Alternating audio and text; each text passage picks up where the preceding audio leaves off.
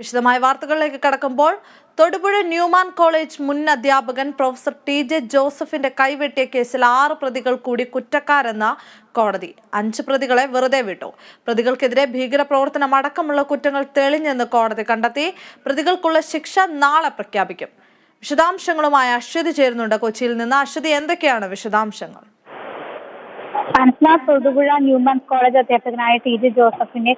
ജോസഫിന്റെ കൈവെട്ടിയ കേസിലാണ് പ്രധാന പ്രതികൾ ഉൾപ്പെടെ 6 പേർ കുറ്റക്കാരാണെന്ന് എൻ.ഐ.എ കോടതി കണ്ടെത്തിയത്.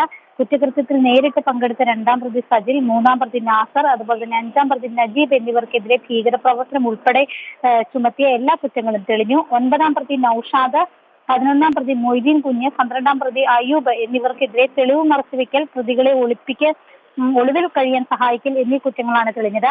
കേസിലെ മുഖ്യ പ്രതികളായ സജിലിന്റെയും നജീബിന്റെയും ജാമ്യം റദ്ദാക്കി ഉടൻ കാക്കനാട് ജില്ലാ ജയിലിലേക്ക് മാറ്റാൻ കോടതി ഉത്തരവിട്ടു. ഇപ്പോൾ ഇവരെ ഇവിടെ നിന്ന് കൊണ്ടുപോയിരിക്കുകയാണ്.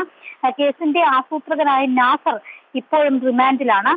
നൌഷാദ്, മൊയ്തീൻ കുഞ്ഞ്, അയ്യൂബ് എന്നിവർക്ക് ജാമ്യത്തിൽ തുടരാമെങ്കിലും നാളെ കോടതിയിൽ ഹാജരാകണം. ശിക്ഷ പരമാവധി കുറയ്ക്കണമെന്ന് പ്രതികൾ കോടതിയിൽ ആവശ്യപ്പെട്ടെങ്കിലും എല്ലാവർക്കും വേദനയില്ലേ എന്നായിരുന്നു കോടതി തിരിച്ചു ചോദിച്ചത്.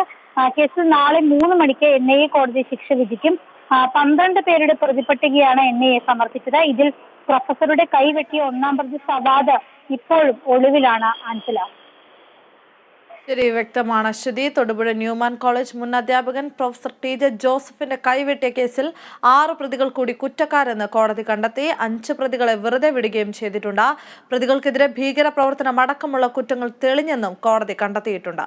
പ്രതികൾക്കുള്ള ശിക്ഷ നാളെയാണ് പ്രഖ്യാപിക്കുക. വിശദാംശങ്ങൾ നൽകുകയായിരുന്നു എ.ടി. അശ്വതി കൊച്ചിയിൽ നിന്ന്.